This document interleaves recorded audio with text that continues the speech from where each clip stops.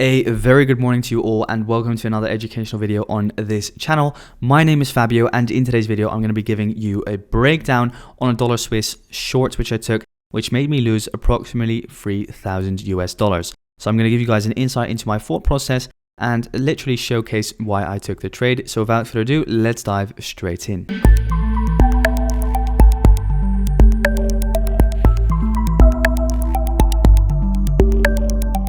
So first of all, let's dive into market structure, because market structure is, in my opinion, the single most important mechanic or compartment of your strategy. So for me, the daily was bearish. Why was the daily bearish? Well, we came in towards the highs with this uptrend.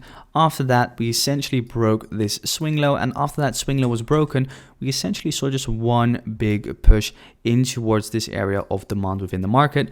After that, we saw a retracement. However, we never broke this high. So this for me is a strong high and this is a weak low, and we expect strong highs to get respected and we expect weak lows to get broken.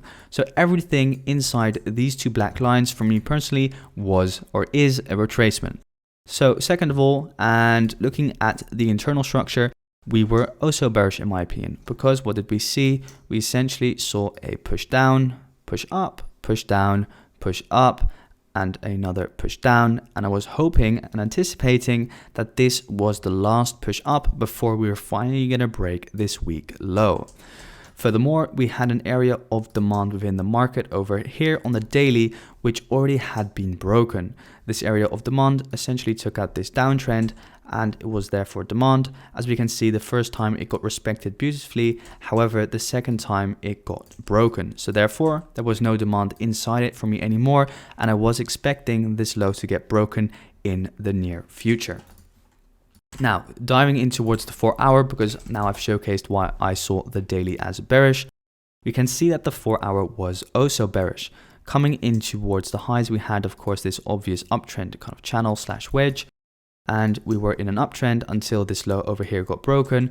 This was the high which broke this low. So this was your big swing downwards.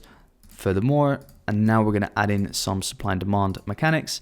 This was an area of supply in the market, which essentially took out this trend up in towards the highs.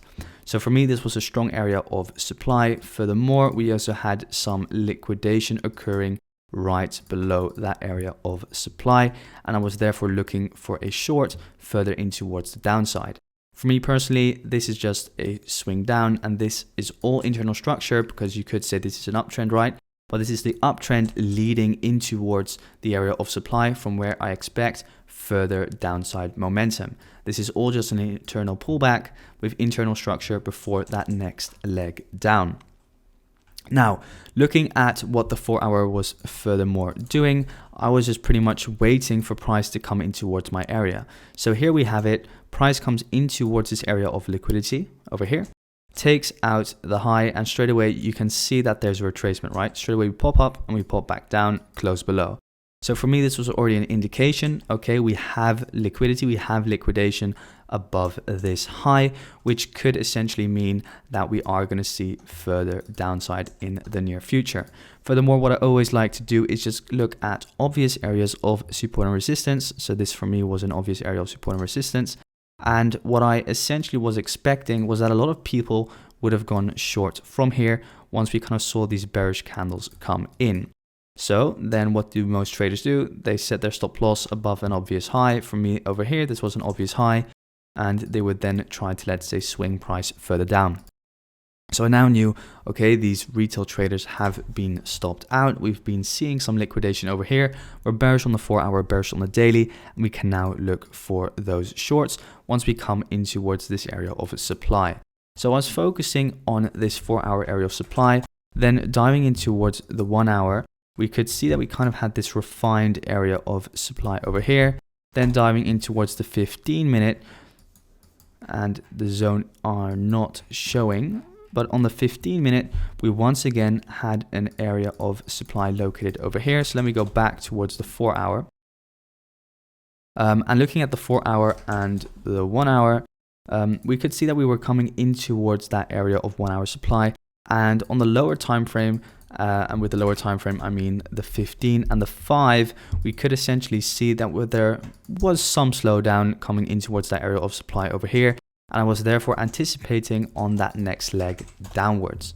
So yeah, essentially what I decided to do was take a short within that area of supply with my stops safely above this area of liquidity, because in my mind we could still take out this area of liquidity, which essentially is liquidity for the people who went short over here. They have their stop losses set above this high, right? So I was therefore thinking, okay, well, let's see, price could come up there, but then I was definitely expecting a retracement. And as you can pretty much see, yeah, price just smashed through my stop loss. So yeah, a lesson learned for me. It was a nice loss to take. A lot could be learned from this loss.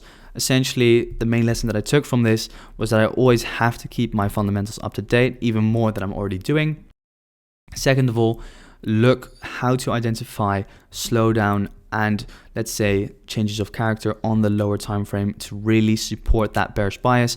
Because as we can see, if we dive in towards the 15 minute, the trend was still bullish on the 15, right? We had this obvious uptrend running over here, and we never really saw, let's say, a change in character, or let's say a break of structure, at least of this low. So it was an aggressive short. However, it was a little bit feeling based maybe as well, due to the overextended nature of price that we also saw on the 4 hour and the 1 hour.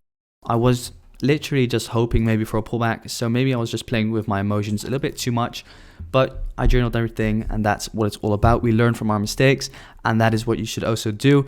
I'm just trying to be as transparent as possible over here, and therefore just showcasing one of the losses that I take, because as well I do also take losses. It's perfectly normal, and it is part of trading. Just remember that nobody's ever going to always win. If people promote that they always win, they're a lie or a scam. Simple as that. So yeah, I hope you guys enjoyed this episode. If you have any questions whatsoever, feel free to reach out to me on Discord. I wish you all a fantastic day. Thank you so much for tuning in, and let us speak soon. Thanks, guys.